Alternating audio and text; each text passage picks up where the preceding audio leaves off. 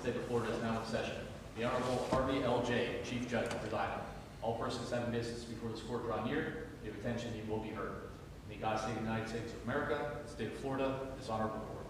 Please be seated.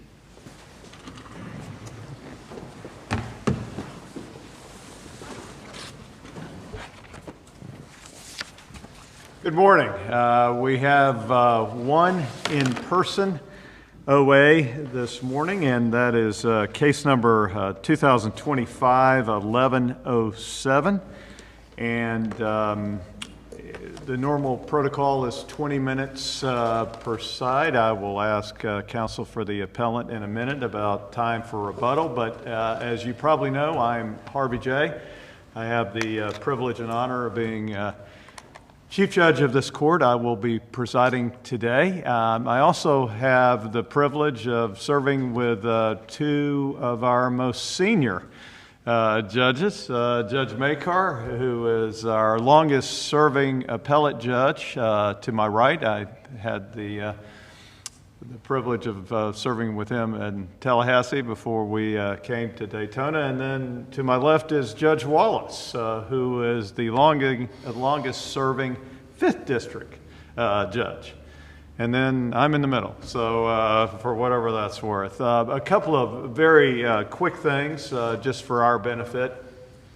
Please make sure if you have any electronic devices that any alarms are off, that they're silenced, because you don't want to be that person that has something like that go off in the middle of an oral argument. That's never something you want to be remembered for. The second thing, obviously we're here for a purpose, that purpose being give and take with questions and answers. It would be appreciated if you would do your best to answer our questions. Because that's the purpose of oral argument. So having said that, counsel for the appellant, you're welcome to come forward and tell me how much time you would need for your initial presentation as well as any rebuttal.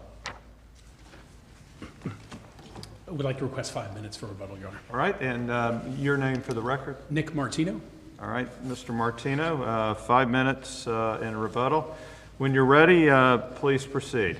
Thank you, Your Honor. May it please the court. As stated, my name is Nick Martino on behalf of the appellant Christopher Macia. With that 5 minutes for rebuttal being reserved, Your Honors, in my time before the court, I'd like to address the issues obviously raised in our initial brief. We're going to be asking this court ultimately to reverse the trial court's denial of the motion for new trial for Mr. Macia.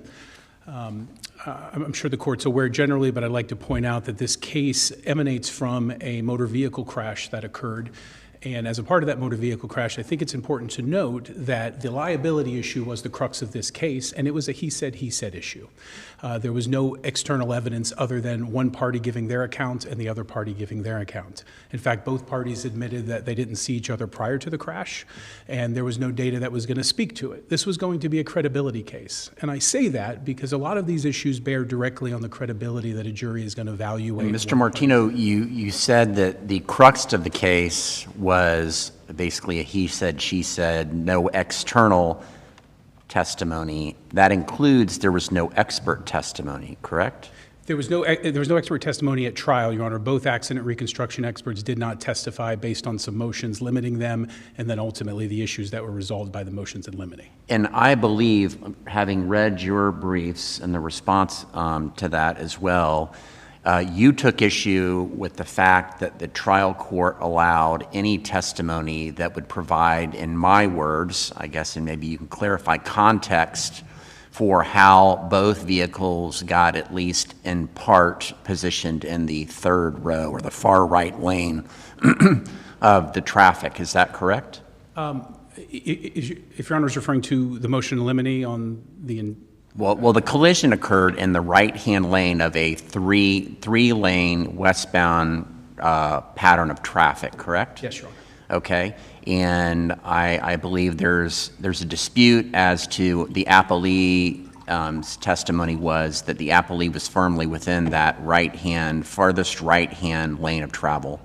Yep. And the dispute was at what point your client came into that lane of travel, correct? No, Your Honor, if I could disagree slightly with that impression, if that's the impression the court took. The assertion by the defendant was that he maintained in the right lane the entire time, never changing speed the entire time. The plaintiff, Mr. Macia's contention was that he had completed his U-turn and he was fully in the right-hand lane. The only thing he had to do was straighten the vehicle out. So both parties were contending they were completely in the right-hand lane. The question was, which one was accurate? And that's why the credibility here matters so much when it comes to these other motions in limine. And if I may, Your Honor, I think this might tie into it. I'd like to address those motions in limine first, look at the special jury instruction, and then the closing argument and the juror inquiry issue. But I think what Your Honor's pointing out is that there is a lot of conjecture in the answer brief, and by the way, there's conjecture to a certain amount in the initial brief because both parties have their own perspective of how it occurred. The jury was going... The jury heard all that. I'm sorry, Your Honor? The jury heard all that. They certainly did, Judge. And then what was injected, dealing with the sixth motion in limine, was the motorcycle Is there any endorsement. restriction on your client's testimony by the court?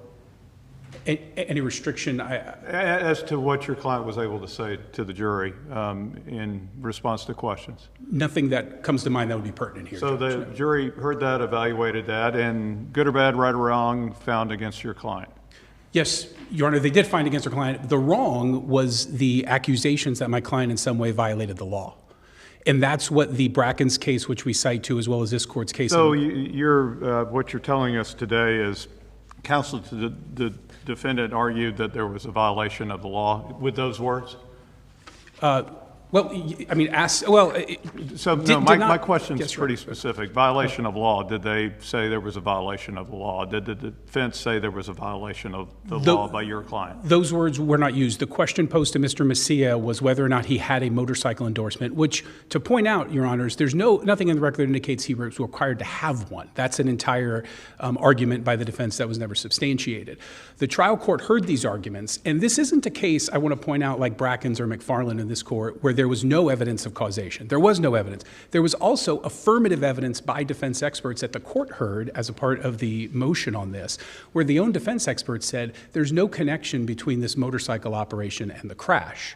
The defense decided right out of the gate to go to this motion to limine and violate it, and the trial court held that it was a violation. Wasn't the testimony actually in the motion to limine that it would not have mattered whether your client was operating a three-wheel automated vehicle or I guess a Toyota Prius, correct? That's correct. Your Honor, Okay, yes. that's a little different than saying it didn't matter, how the vehicle was operated. Actually, how the vehicle was operated was the centerpiece of this. To include, you previously said a U-turn, but I believe from the way the vehicle's mode or pattern of travel was, there was no actual U-turn that was ever described. It was merely your client was described as how he traversed across 3 lanes of travel to end up in the right-hand travel lane. A U-turn was never, in my opinion, from my limited review of the record, was not specifically described. Is that accurate? It's not accurate insofar as the testimony of the parties. There was discussion about how they ultimately got into that lane of traffic that Your Honor is referencing. So I just want to be clear that both parties did discuss that Mr. Macia came up to that turn, made the U-turn. But beyond that, Your Honor is absolutely correct that really the discussion about the impact is in the right-hand lane, which goes to the jury instruction issue, which I'm going to explain here, we don't believe was applicable whatsoever. But if I could just put a cap on the point of this endorsement issue, I would like to just offer to the court that had the trial court let this endorsement issue in, based on the case law, it would have been reversible error because there was no causation established. Now, regarding the U-turn issue, Judge Wallace, and the discussion... Well, back to the endorsement, counsel, how many questions were asked about that? One question, and the appellee One question, how long was the trial? The trial was 5 days. One question, and although the transcript doesn't indicate time, there was one question that went to sidebar, and there's at least 3.5, 4 pages of argument. And then there were 2 jury questions that followed up asking, did Mr. Macia have a license? Was it expired? This was injected into the jury's mind, and it was clearly excluded because, as the case law points out, including this court's decision in McFarland, it is a matter of law that if causation isn't established, it is not admissible.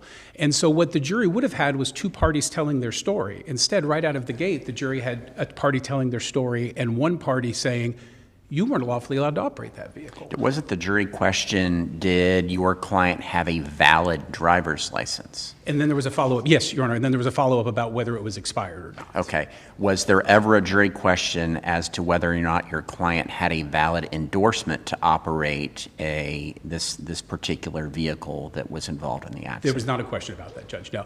And those questions... And wasn't that the subject of the motion in limine, whether there was a valid endorsement or had an endorsement? It did not involve, did your client have a valid driver's license? I would agree, Judge, but I think the inferential, I would respectfully offer that inferential leap shouldn't be taken by this court. Whether it was a lack of a driver's license in its entirety, which there's numerous cases. I think the only DCA that hasn't ruled on this is the 6th. But there's numerous cases. And in fact, actually, let me just point this out, Judge Wallace. In the motion in limine hearing, the trial judge said something along the lines of, if there was an absence of a license here, no license, it still wouldn't be admissible unless there was causation. And that was part of the judge's rationale in excluding this in the first place. So I completely agree there wasn't a question about endorsement, but I don't think the inferential leap respectfully should be made that a jury is going to draw that distinction like attorneys or judges would. The jury heard, driver, you didn't have what you were supposed to have to drive that vehicle. And they heard it right away, and they heard it in direct contravention to that motion in limine. Was the jury ever given a definition as far as what is the difference between a driver's license and an endorsement? They were not judged. That perhaps would have been part of the curative discussion, but the trial court declined considering a curative instruction. Well, was there anything keeping counsel from either side as far as providing that definition to the jury at any point during the trial? Well, Judge, it would have ultimately ended up biasing the plaintiff further. Isn't that speculative? No, Your Honor, I don't think it would be. I think the body of case law here, and Judge Wallace, I completely understand your point, but I think there's a legion of case law here where every court seems to say this is so prejudicial. Unless there's a connection that as a matter of law it cannot come in. So I think Your Honor can look at it from a pure question of law point of view and say that there is an acceptance among Florida courts and, as far as I could tell, most courts nationally, that this type of information is so prejudicial it doesn't come in without something more than just relevancy. But, Your Honor, going to the jury instruction item, Your Honor mentioned that this wasn't a U-turn issue. And this is briefed later in our initial brief, but I want to raise it because I think it connects here if the court would allow me. The special jury instruction here was given, and it was given at the last minute, and it was objected to. And that's because, as Your Honor points out, there was no U-turn, there was no intersection in contention here at that point. Now, arguably, this is an intersection with a turn through to a service road. No dispute about that. But the plaintiff, the defendant, the testimony in deposition that the court heard as a part of its motions in limine previously all accepted the fact that this crash took place post-turn, and depending on how it's evaluated, somewhere between 1/10 of a mile or so. The testimony is 2 to 3 seconds at 10 miles per hour. But the defendant marked on an image, which is located at page 2968 in the record, marked on an image where the crash took place. And it was nowhere near an intersection. So the intersection that was injected here, this right-of-way instruction, I think it has a couple of violations. First, it's not an accurate statement of the law applicable to the case, because this did not take place on somebody entering into or approaching an intersection. Secondly, it creates a false dichotomy. There is a possibility, even if this instruction was valid as applicable to the case, it creates a false dichotomy that somebody had to have had the right-of-way, which is not accurate. And third, Your Honors, it goes against not only the comments in the jury instructions, but also the case law that talks about not interfering with the definition of negligence for a jury.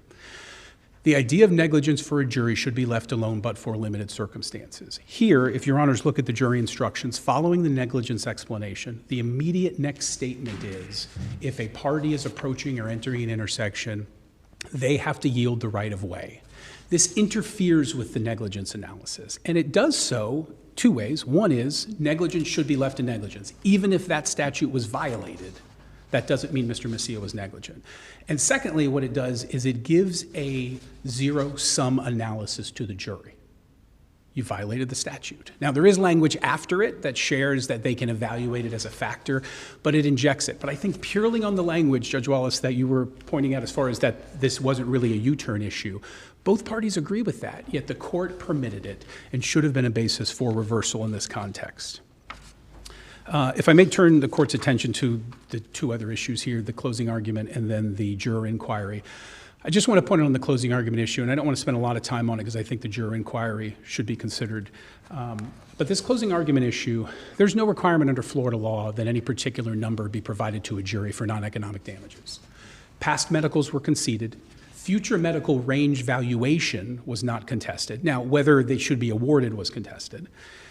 The plaintiff here had an option how to present their closing arguments, and we decided to focus on liability, and we did that. Did they, though? I mean, try as I might, and I don't want to be unkind. I was a trial lawyer for a long time. I wonder if this argument's frivolous, because rebuttal means rebuttal.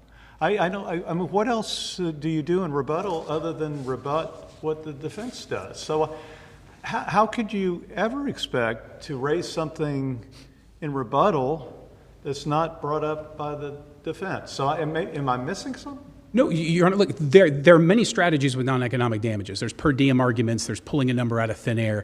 This was a case with a very young individual. This was a case that hinged on the liability. And I mean, without going into strategy, because that doesn't show up in the record, it's perfectly fine for plaintiff's counsel to get up in closing and not give a number on non-economic damages. Which I understand.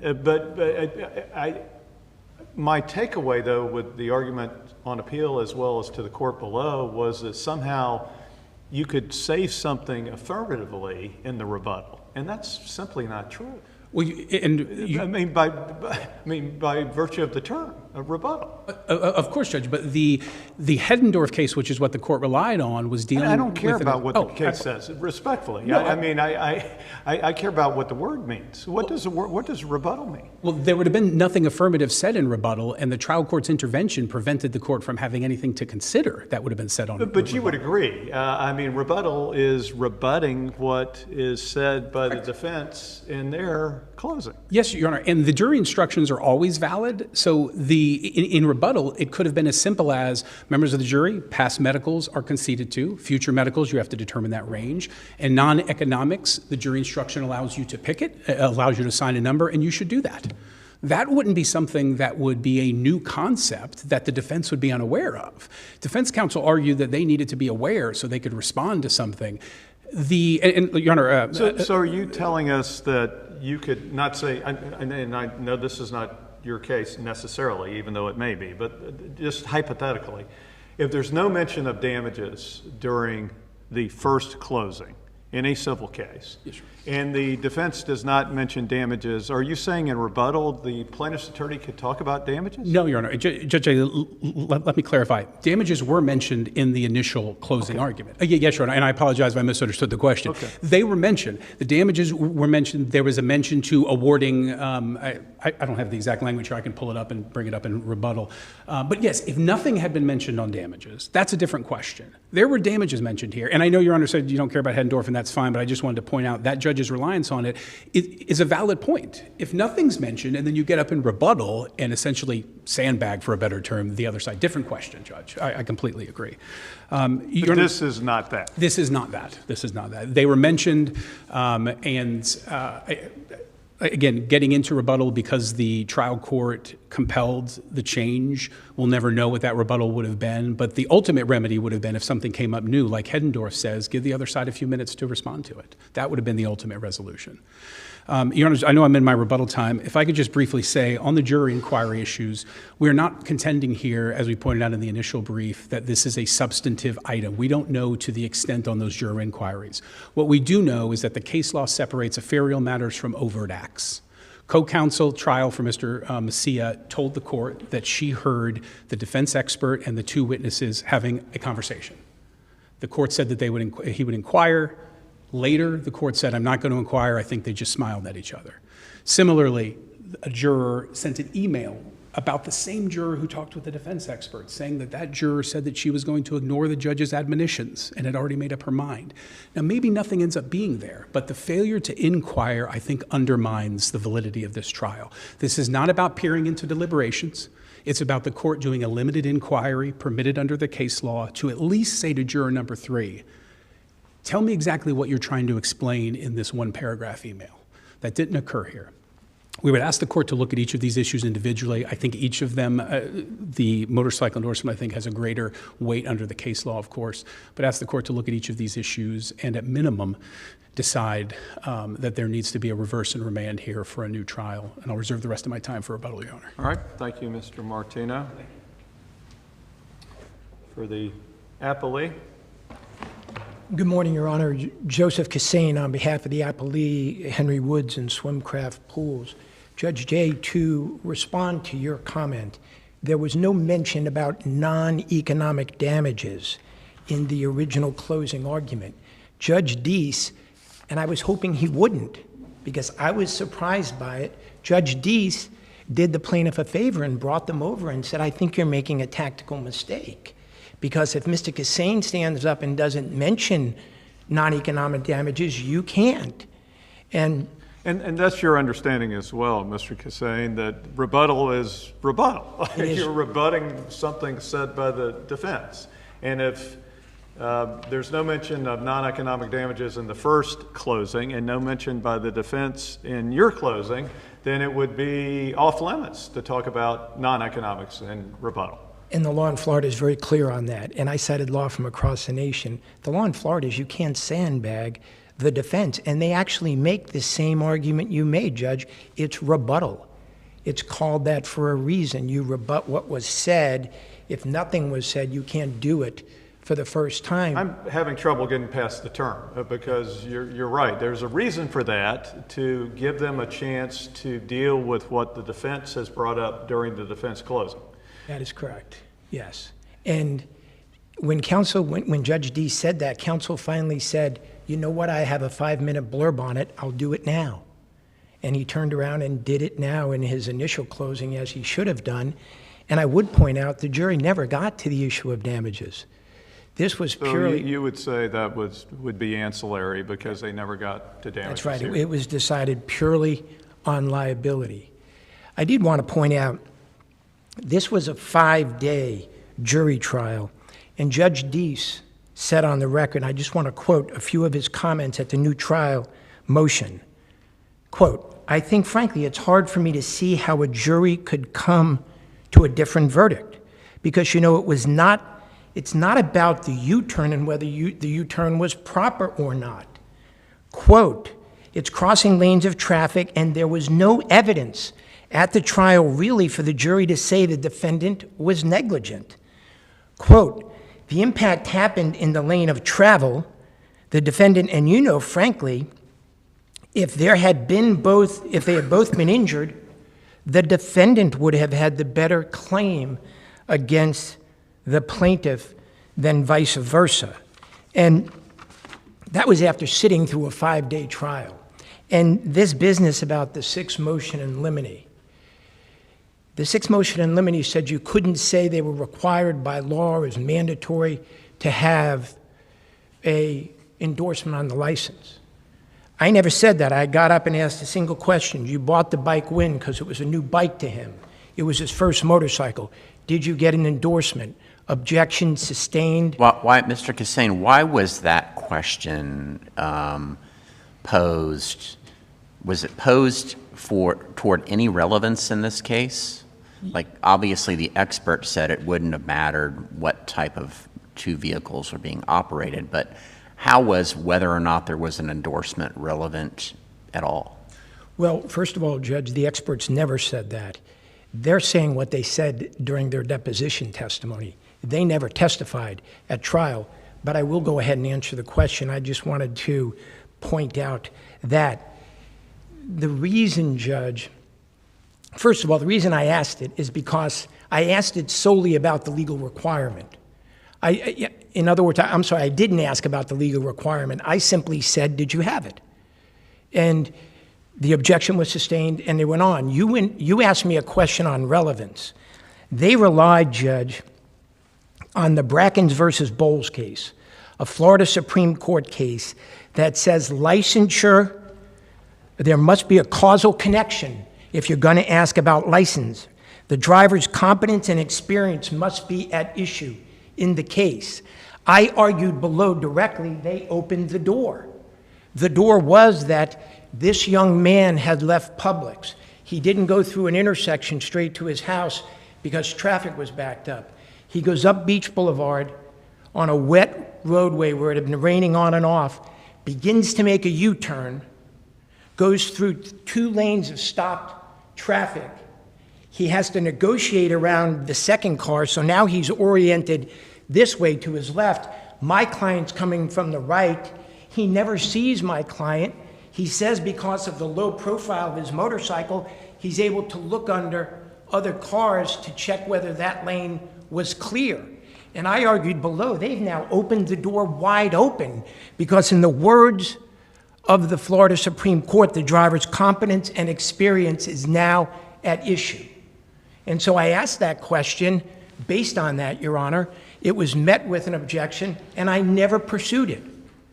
It was in, the beginning of a 5-day trial, and I don't want to say it was a sideshow to the war, but it was an insignificant issue because it only went to that issue, the driver's competence, and there was a long list of things which indicated the driver really was not experienced, number one, and competent, number two. And what underscores that is when we're making this argument about his competency and issue, Your Honor, I had asked him in discovery, have you ever been in a motor vehicle accident before? Answer, no. During trial, I impeached him by saying, you were in a very similar accident 18 months before causing... Counsel, I'm sorry to interrupt, but I'm still not hearing an answer to Judge Wallace's question, unless I missed it. Sure. What was the relevance of the question about the endorsement? Well, the relevance is, Judge, is that once the driver's competence and experience comes into play, then his licensure is absolutely relevant. And the Florida... That doesn't go to competency to operate the vehicle, does it? Pardon me? Does that go to the competency to operate the vehicle? If you have a license, I think it does. And I think the case... It could be a very competent driver, it just happens to never gotten a license. There's no question you could be, but that doesn't mean the question of do you have a license is not relevant. The case law, and there's a second district case, Lopez, that I cited directly on point, that says once the experience and competency comes in, then licensure comes in as well. But this wasn't a focal point of the case. The case didn't rise and fall on this. This was about the driving actions of the appellant. This was upon what he did and whether that maneuver was safe. This was on him going through 2 lanes of traffic into the 3rd lane of my client's lane of traffic, where my client said he had been in that lane from the very beginning. He actually testified he stayed in that lane religiously because it was his way home every day, and he was OCD about it. This business about this happened in the 3rd lane, the physical evidence showed that this collision was at the very front of the motorcycle. It was at the front pegs, and this is a 3-wheel trike, so the pegs are up front by the front wheel. As soon as he gets that nose into the lane of traffic, there's a minor collision. He says he's going 3 miles per hour. My client said that he was going 5 miles per hour. But it happened right at that point as he's coming into the lane. So the critical issue tried for 5 days was the safety of those driving maneuvers, particularly when there was an alternative way to get home that was bypassed for convenience, and whether or not the appellant violated the right-of-way. And frankly, the appellant testified. If my client was in that right lane of traffic, then yes, I had to yield the right-of-way. And there was no testimony other than, but my client was in that lane of traffic. In fact, when asked, the appellee said that the collision was square on from the back. So... Counsel, if I could ask you a question about the special jury instruction. Yes. It's based upon that statute, 316.1213, and that statute deals with entering or crossing a highway, which is not this case, correct? It was on, I missed it, Judge. That statute by its terms, it doesn't apply to this case. I disagree with you, but I know where you're going. The first two sections, I would agree, don't apply. They speak specifically of... This is a lane change case, isn't it, essentially? The one No. It's not a lane change case. It's somebody coming in, Judge, off of a paved road, coming into a state highway. Crossing two lanes of traffic into the third lane. That is correct. So it's a lane, in my mind, the statute doesn't apply because he's not entering or crossing a state-maintained road or highway. He's already on it. We're not talking about the U-turn. So the question is, my question is getting to the point where, is there a statute that deals with lane changes? This is not a lane change statute. No, I mean, I know you may disagree with me. It's not a lane change. Judge, I don't necessarily disagree with you. I think what the lower court did, it looked and said that he was turning onto a state-maintained roadway from a paved roadway. The statute seems to apply. But I think I can answer your question, Your Honor, by saying that the statute that they relied upon, their statute, 316-1515, the U-turn statute, says that you can do a U-turn unless such you cannot do it, rather, unless such movement can be made in safety and without interfering with other traffic. Those two statutes are just really two sides of the same coin. They're saying that a person either entering a highway or making a U-turn on the highway has to do what we all know, has to yield to traffic coming from your right. So in terms of this jury instruction, and I would agree with the court, you could probably read it that it wouldn't apply, but it certainly didn't misstate the law. It certainly did not confuse the jury. It certainly did not mislead the jury, and those are the legal standards. The parties both agreed that the appellee had to yield the right-of-way. Their own statute said they can't do this unless they can do it without impeding traffic safely. So I think the lower court, and I don't want to blame this on the lower court, I made the argument in favor of that jury instruction, but I think the reason it was given, Judge, is because there was a determination that reading the literal terms of the statute, that the driver of the vehicle had entered a state-maintained highway from a paved road not subject to a traffic device, and that you shall yield the right-of-way, which is the law anyway. Well, I think that was my general point, which is that if there were a lane change statute, it probably would not be materially different from this in the terms of who must yield. Yes, I think that, and that's the point. And even, Your Honor, as to the statute, as I said, that they relied upon, which was 316-1515, it says the exact same thing. With regard to the jury issues, just very quickly, two jurors allegedly said to a defense expert when he was leaving, "Thank you for your informative testimony." He was a doctor, a pain management doctor, Ira Fox. He testified only on the issue of damages, which was never read. It sounded like an exchange of pleasantries. It was brought to the attention of the trial court, and he says it does not sound to be disqualifying to me. But you're raising this right before closing argument. I think you're going to distract this jury. If we're going to start talking to them individually about this, do you agree we can do it after the verdict comes in? Everyone agreed, and then plaintiff never raised it again. It wasn't raised before the discharge of the jury. It wasn't raised after the return of the verdict. And it was not, in fact, raised until the new trial motion. But even in that, there was never a request to interview the juror. So I just don't think that really provides any basis for the reversal of this. The other question is, there was an email to the judge 10 days after the verdict by a juror said, hey, even though everyone expressed their verdict rather in open court, one of the jurors said they made their mind up after they heard a certain piece of evidence. And you had told us to wait till we heard all evidence, and I wanted to bring that to the court's attention. And the court found, look, that does not provide a basis for a jury interview. That's inherent and inheres in the jury verdict. That goes to the reasoning, the consultation, and the reason why a jury reached a verdict. And I know your honors are aware of this, but jury interviews are not favored. The verdict and the jury determination is inviolate. If you want to bring up some extrinsic bias, yes, but if you want to talk about why they reached a decision, what they considered, what the motivation was, those things are all inherent in the verdict, and the case law is very clear that you cannot get a jury interview on that. And the only thing we know is that a juror made up her mind at some point in time, which respectfully, having done this 41 years, I found juries tend to make up their minds, at different points during the case, depending upon what evidence may resonate with them the most. So I just don't think that provides a basis for, any type of basis for reversal. This case, Your Honors, when it comes right down to it, was a very, very simple case. A young man in a hurry to get home, instead of going through an intersection, made a U-turn on a wet roadway on a low-profile bike, not just through 2 lanes of traffic, but 2 lanes of traffic he had to snake through.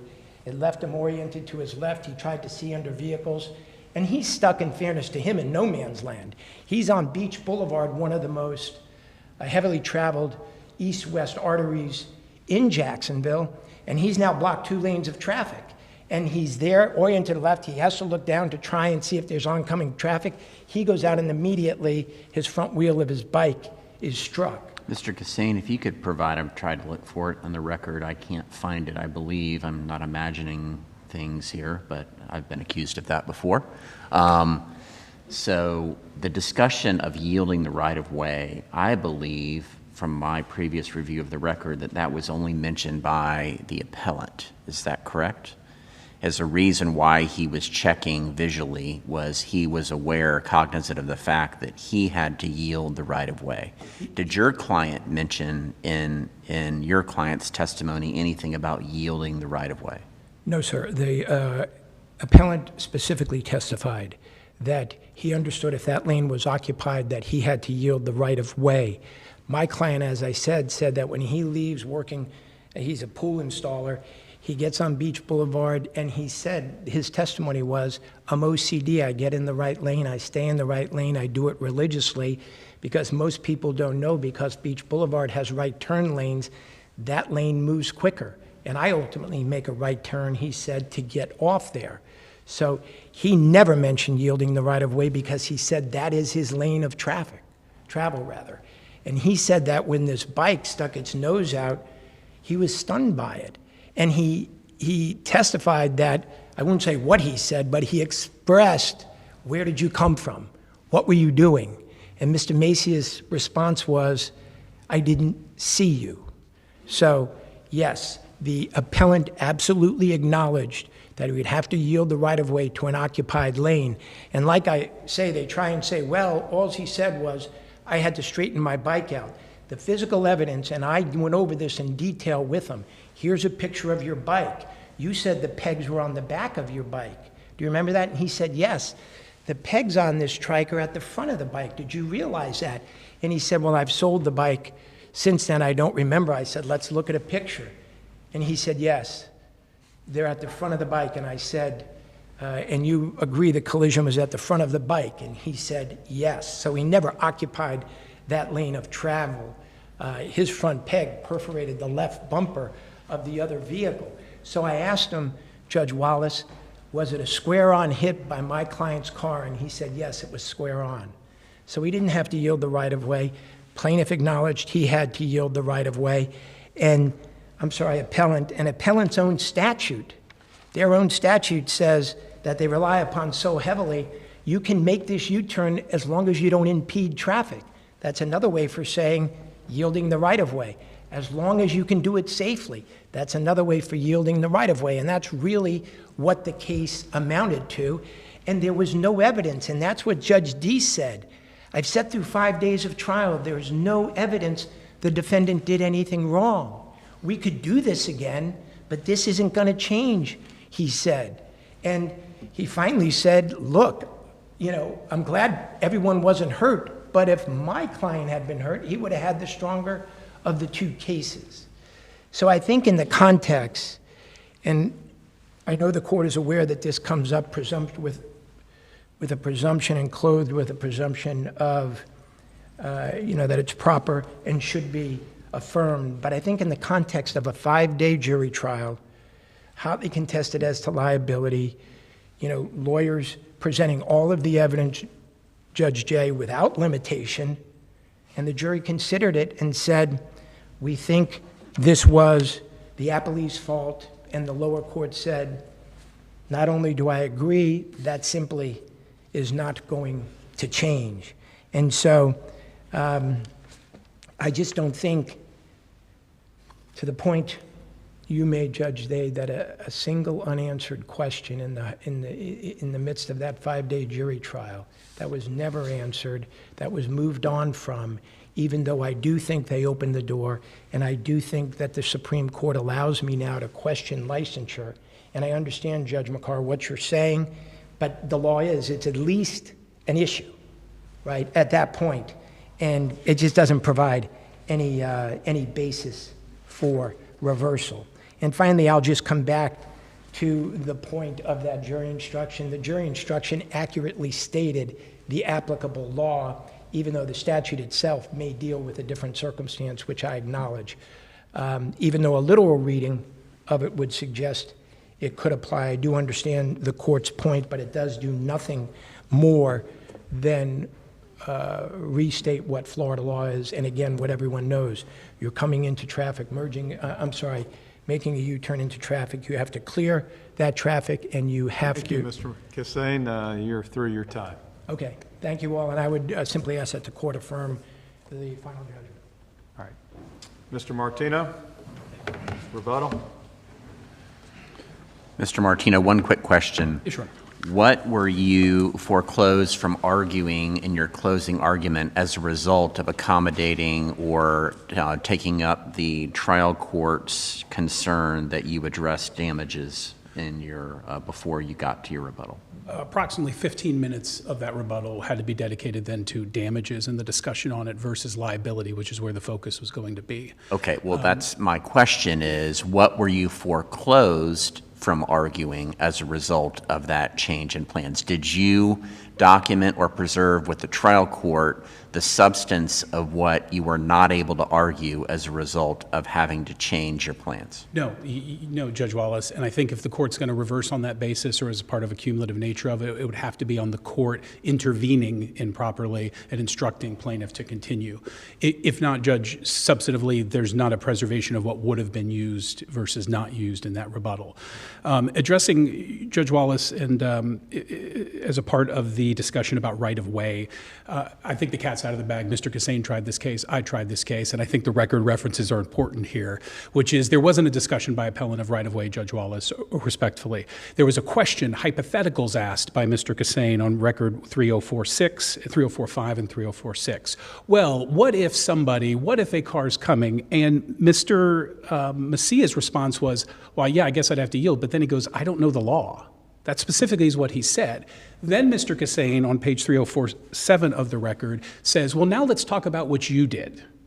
So these were hypotheticals that were set up in order to confuse somebody, frankly, who didn't have a great grasp of the English language and specifically said, I don't know the law. Judge Makar and Judge Wallace, both of you asked what was the relevance of the endorsement question. The relevance of it was to prejudice the jury. That's what the case law says.